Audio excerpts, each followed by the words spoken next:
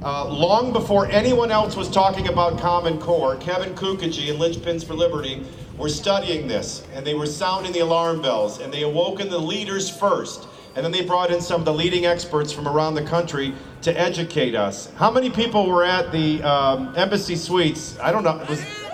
There you go. So see, and I absolutely insisted that I would not be here unless he was here, and I absolutely would not speak unless he was the very first speaker. He was the first to sound the alarm, and all of us listened and all of us followed, and if we ever have a victory, it'll all start with this first alarm. From Linchpins of Liberty, Kevin Kookagy. That was extremely generous, Michael, but it wasn't true. I was one of the first, but actually it was about 14 months ago that we met in a little restaurant down the street. And in that room with me were Bobby Petray, Catherine Hudgens, Karen Bracken, Brenda Causey, Jim Egan. Am I forgetting anybody? Lori Day. And we began to put together a strategy to push back against Common Core, which had come here as early as 2009, under cover of darkness, as you remember, during the Bredesen administration.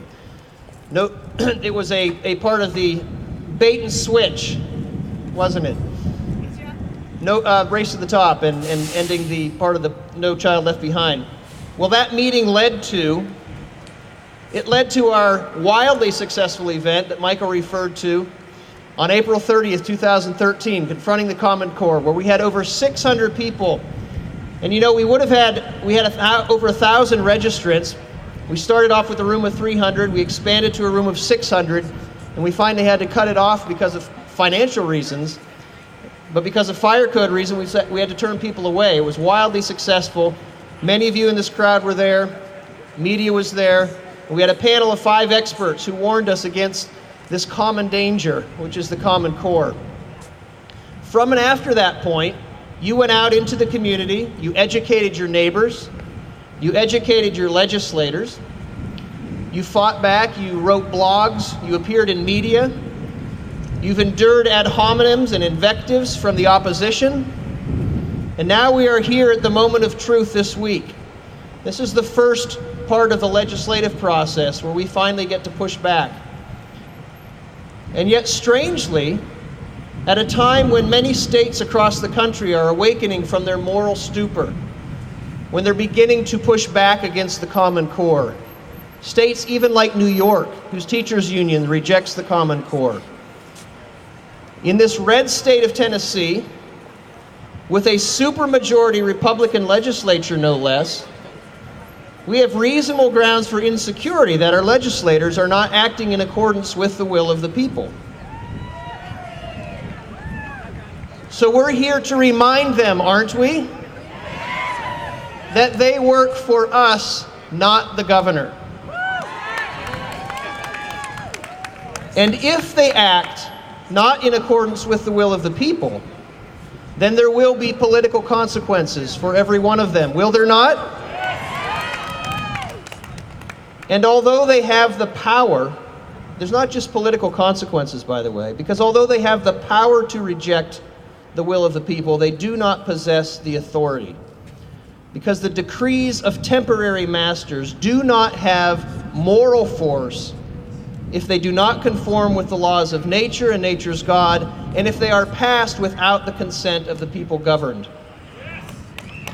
For when the state transgresses its legitimate authority, as it is doing here in the education sphere, by inserting itself into the most fundamental of all of our rights, we don't just have a privilege.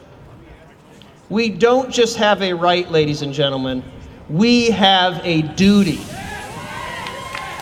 Not only for ourselves, but for the past and for the future generations, to oppose such a usurpation of power, which is a violation not only of our Constitution, but of human nature itself. Such abuses of power weaken and corrupt the very social institutions that were intended to preserve culture. For when the state expands beyond its limits by inserting itself into our academic freedoms and our rights to teach our children the truth, it squeezes out those little platoons of church, family, individual association, and even local communities that are necessary for the maintenance of a free and civil society. I predict that if the legislature does not do everything in their power to prevent the further expansion of the Common Core, that there is a time coming when teachers in critical mass will refuse to teach the Common Core, that parents in critical mass will pull their students out of these public schools and teach them at home, where even bus drivers will refuse to transport students to schools that are teaching the Common Core.